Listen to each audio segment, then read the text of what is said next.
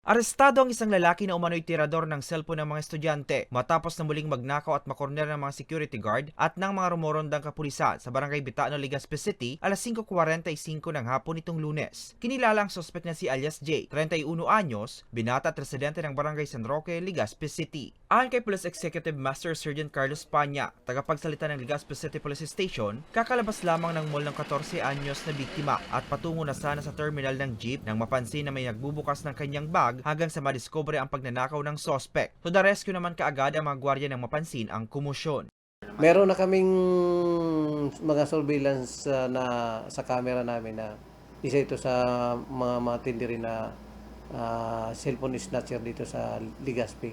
And kung di ako nagkamali, parang meron na rin itong kaso na ganun din na kaso. Kaya lang, nakakalabas naman talaga sila. Kasi yung pagnanakaw ng cellphone, nagdidepende pa rin sa korte. So, eventually, nakakalabas din sila. Nasa kustudiya pa ng Legazpi City Police Station ang suspect at naharap sa kasong robbery. Siguro po, magdidepende na lang po siguro sa korte ko ng magiging desisyon sa kanya.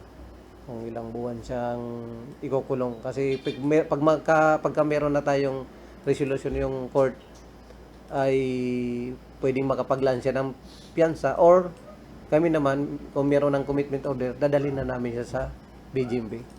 Nagpaalala naman ang otoridad sa publiko na mas maging alerto sa paligid para hindi mabiktima ng mga pag-alagalang mga kawatan. Para sa mga balitang Tatak Bicol, Hercules Barbacena.